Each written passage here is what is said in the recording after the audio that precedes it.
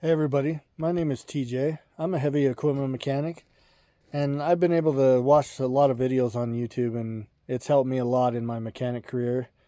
So I thought I'd post a few videos maybe to help somebody else. Um, Today I'm working on my John Deere 2840 tractor. It's an old, kind of beat up and dirty tractor, but it's been really good for me. My engine just shut off one day when I was running it. And so I just determined that I didn't have fuel. So I decided to pump, which over here on this side is my lift pump. Your lift pump's right here, it mounts to your block.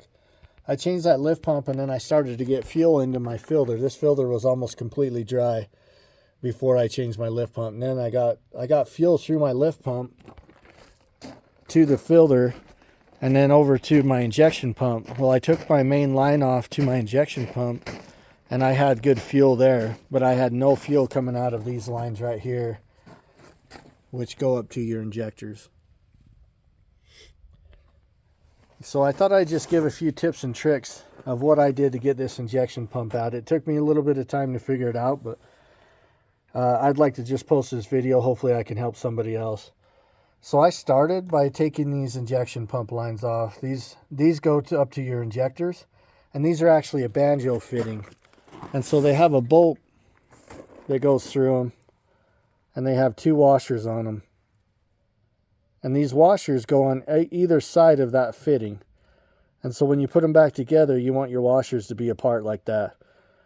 And that's what seals the fuel from leaking out. So you want to be able to replace those washers as well, and as they go through these fittings. So I took those out first. Then I did my main line, which is right here from my fuel filter and lift pump. Then I took my return line off right here. And these are where they go. These are the injection lines right here. This is where the main fuel comes in, and this is where your return is. And then next I took off the two levers that run my throttle and then the kill switch. And so they're pretty easy to take off. One's a cotter pin, one's just a screw you loosen and it comes out. And so once I got all those off, I wanted to time my engine. Injection pumps are timed to your engine, and especially on an older model like this. So I decided I better time my engine and get it to top dead center compression stroke. So to do that, I had to take this coupler off right here. I couldn't find any other way to turn my engine. I tried quite a few different ways, so I finally determined to take this coupler off. And once I did that, I was glad I did, because I could get a 3/4 socket on the end of it, of the crankshaft nut, with a ratchet, and I could turn it really easy after that. It does help to take this coolant line off. There's a coolant line from the bottom of your radiator to your engine, but that you'll want to take that off anyways, because I'll explain here in a minute why. So once I got that off and I was able to turn my engine, there's a plate right here on the same side as your injection pump, just on the back side where your flywheel is. So you take this plate off right here, and you're supposed to be able to turn your plate around. It has about a 2-inch pin on it, and that pin's supposed to be able to go in, and when you hit top dead center compression, it'll pop into your flywheel. Well, my pin was broke off on my plate. And so what I determined is that I just get it to top dead center compression just by how the valves were.